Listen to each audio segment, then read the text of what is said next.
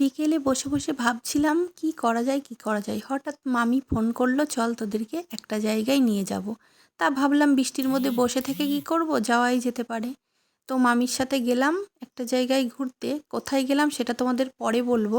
তারপরে আমাদের এখানেই পাশের পাড়াতে একটা পাল বাড়ি, পাল নয় ওরা, কিন্তু ঠাকুর বানায়। তো ভাবলাম ওখানটায় গিয়ে একটু ঘুরে আসি। তা ওখানে গিয়ে আমার তো চোখ ধাঁধিয়ে গেল, এত সুন্দর সুন্দর দুর্গা প্রতিমা দেখতে পেলাম। একসাথে হয়তো এত ঠাকুর আমি আগে কখনো দেখিনি। দেখার পরে ভিডিও করার লোভটা আর সামলাতে পারলাম না, ভাবলাম আমিও একটু ফটোশ্যুট করে নিই।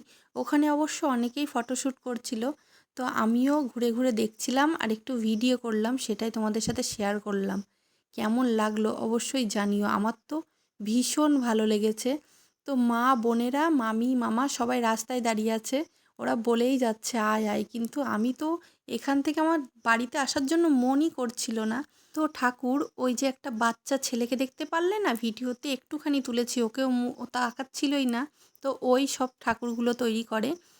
তো কেমন লাগলো অবশ্যই কমেন্ট করে জানিও। আমার তো ভীষণ ভালো লেগেছে। আর অনেক ঠাকুর ছিল, কিন্তু সময়ের অভাবে পুরোটা তোমাদেরকে ভালো করে দেখাতে পারলাম না। তো কেমন লাগলো এটা কিন্তু অবশ্যই জানিও। আমার তো ভীষণ ভালো লেগেছে।